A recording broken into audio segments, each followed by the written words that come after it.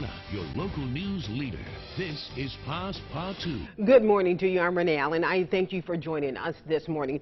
A Ville Platte man is in jail for allegedly setting a mobile home on fire with 4 people inside, some of whom were his relatives. 31-year-old Rusty Gotro is charged with 4 counts of attempted second-degree murder and 1 count of aggravated arson. According to the state fire marshal's office, there was a domestic dispute at a home in Pine Prairie.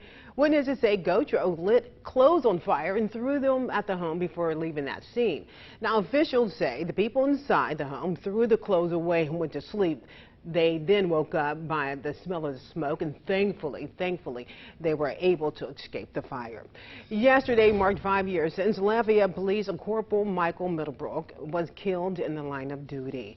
Middlebrook was shot and killed on October 1, 2017, while responding to a call at a Moss Street convenience store. Since the end of his watch, the Middlebrook Foundation has been set up in his honor to continue his mission of helping poor and less fortunate residents in the area. A Lafayette school was also named, as you all know, after the fallen officer. Local nonprofits are watching the storm closely and ready to help our neighbors to the east. And News 10's Elise Corville explains how Second Harvest is able to help if need be. Right now, it's a wait and see. We haven't been requested, but as soon as we're requested, we'll move into our first response mode. Second Harvest Food Bank is part of the Feeding America network, which means they are part of over 200 food banks around the country. So as hurricanes or natural disasters have come through and Louisiana has experienced, millions of pounds was then activated through our Feeding America partners, and that product was distributed through us, through other volunteers around the country. And I'm sure for this situation, the same thing. Regional Director Paul Selfo tells News 10 a meeting was held Wednesday morning before Hurricane Ian made landfall. The conversations focused on what necessary steps need to be taken when assessing impact. What's going to happen is that the food banks are going to go into an assessment phase. And as soon as it's safe to start distributing, they'll start that movement. But at that time, we become part of a supply chain to them, getting product to them as quickly as possible. The nonprofit remains on standby should help deployment be necessary. Once the storm moves through, assessments will be held, and that is when requests will start coming through. But Selfo says Second Harvest keeps disaster supplies on hand. We collect emergency response supplies all year long, and we do it in preparation for our own facility in our own area, but as well for other people. You can drop off supplies at Second Harvest at 215 East Pin Hook Road, right here in Hub City. As we come to expect when there's a tragedy, Acadiana's people line up to help. Hurricane Ian, you guessed it, is no different. The Cajun Navy Foundation is in Fort Myers rescuing survivors on the storm, we're told. They say many residents of Fort Myers were taken by surprise as the storm shifted unexpectedly from making landfall in Tampa to Fort Myers. We're here in Tampa. Our team left in the middle of the night when the winds died down, and they've done about 30 rescues. They're down in Fort Myers right now. We have over 350 rescue tickets pending right now. And so the people of Florida will continue, of course, to need assistance as recovery efforts will be long-term. Then St. Martin Parish is one of many parishes in Acadiana taking part in National Night Out this week. It's considered the nation's largest annual crime prevention event, with many communities gathering to stop crime. News 10's Dotson D'Amico taking us to Cecilia, where the St. Martin Parish Sheriff's Office is preparing for the event. St. Martin Parish will be celebrating their annual night out, giving members of the community the chance to build a relationship and meet with law enforcement agencies from all over the parish.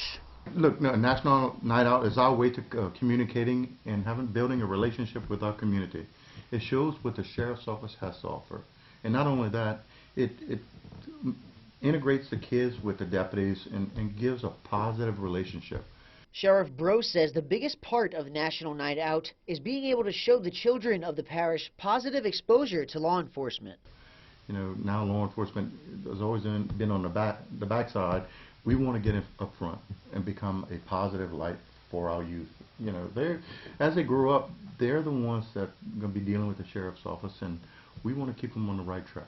Bro wants as many people from St. Martin Parish to show up and enjoy what National Night Out in St. Martin Parish is all about. So I bring all the aspects that not only the Sheriff's Office but other agencies in the area have to offer. We'll be able to put our command posts, we're bringing some horses, mounted patrols, so it's going to be nice. The kids seem to love the horses as much as I do. Yeah. St. Martin Parish's National Night Out event will take place on Tuesday, October 4th at 5 p.m. here at Paul Angel Park. In Cecilia, Dawson D'Amico for KLFY News 10. And speaking of night out, the uptick in violent crime nationwide highlights the importance of this year's National Night Out.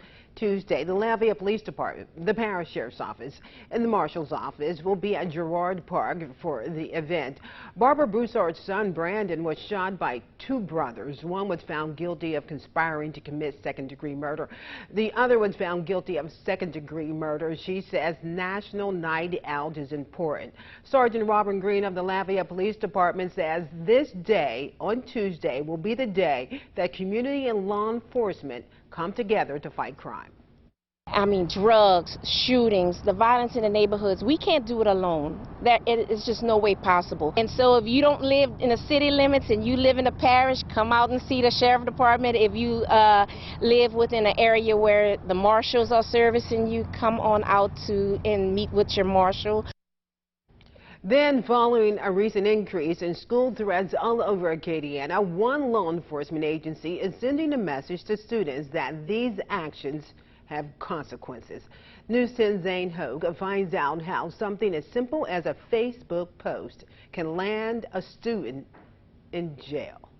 It is becoming more prevalent, and it is being more reported, especially in Acadiana. I think there's an awareness after the school shooting in Uvalde that now they're taking it more seriously. Any kind of threat, whether it's verbal or written, today you can't take that chance. With social media posts being able to reach across the internet, Guillory says even a Facebook post can gain attention from the police. I think the children are talking about it more and more, so when they start talking, their Facebook, Twitter, and everything else, Snapchat, and they're spreading the word. Whether they want attention or not, the only thing is dangerous, though, because it's going to get you put in jail. Guillory says students should be aware of the consequences before sending a threatening message to schools. I really think children doesn't know the consequences. By law enforcement taking it very serious, the schools taking it very serious, and the students are not being arrested. So as the news is spread, they're going to start learning that, oh, we can't say this and we can't do that. So I'm hoping that's what happens in this case today, that the children realize it's very dangerous and we're not going to put up with it, and you will be arrested. Sheriff Guillory also says students can face charges of menacing or even terrorism for these kinds of threats. The nonprofit organization Dads and Kids held an event to raise money and awareness for breast cancer yesterday. There was a gumbo cook-off, a motorcycle ride that was in Eunice. All proceeds will go to breast cancer awareness. This is a gumbo cook-off hosted by Dads and Kids and 3 other organizations. We have Women of Excellence, A Mother's Love, and Veterans Ride Free are all here today in support of breast cancer awareness. So today we're hosting a gumbo cook-off where people can come and pay to taste gumbo and to raise money for a good cause. And Saturday was a busy weekend. In Acadia Parish, the small community of Roberts Cove held their 28th annual German Festival this weekend. The festival is held every first weekend in October in an effort to celebrate the German culture there. There was live entertainment, authentic German food, I bet you that was good, folklore demonstrations, and lots of children's activities. Then in the Hub City, True Vine Ministries, held their first annual Harvest Fair Festival. There was food, fun, games, music. By the way, a praise team. And get this, I love this. They had some music, a DJ.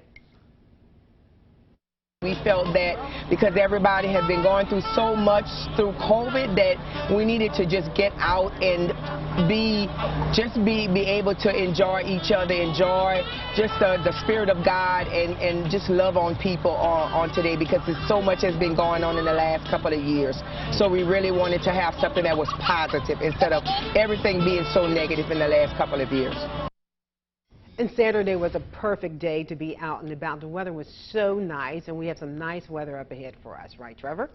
Yeah, we're on cruise control in terms of this weather. We're talking, mostly sunny skies and temperatures nice and warm in the 80s during the afternoon. Let's take a look at our Sky 10 camera. Of course, this is looking down Ambassador. And look at this beautiful sunrise out there. Sun rises in the east and sets in the west, and we're definitely seeing that beautiful sunrise this morning looking eastbound.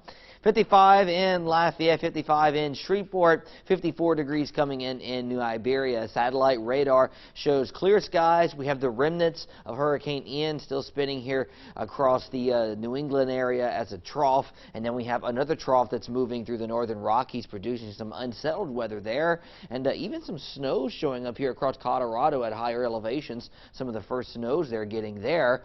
But for us, just some high clouds that may try to come in through the day today and through tomorrow, but nothing that will interrupt this beautiful weather that we've been seeing. Temperatures rising through the 60s and 70s, highs getting into the mid-80s this afternoon.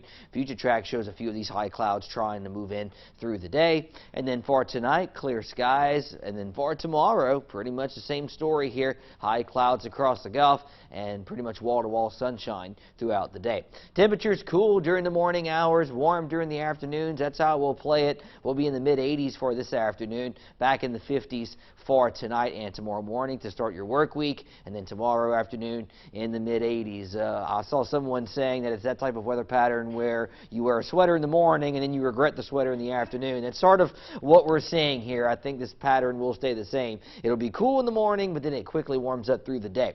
So northeasterly winds at about 5 to 10 miles per hour for today, and northeasterly winds for tomorrow as well, keeping those humidity values down nice and low. So as long as we keep these northerly winds in the forecast, it'll feel great. And I see that pretty much holding firm until maybe Wednesday, Thursday. We could get a little bit of a southwesterly flow here with this trough approaching. That could lead to warmer temperatures in the upper 80s to near 90 degrees Wednesday, Thursday, and Friday, and potentially humidity coming back a bit. So maybe feeling a little more like September at the end of this week, and hopefully we get another front by the weekend.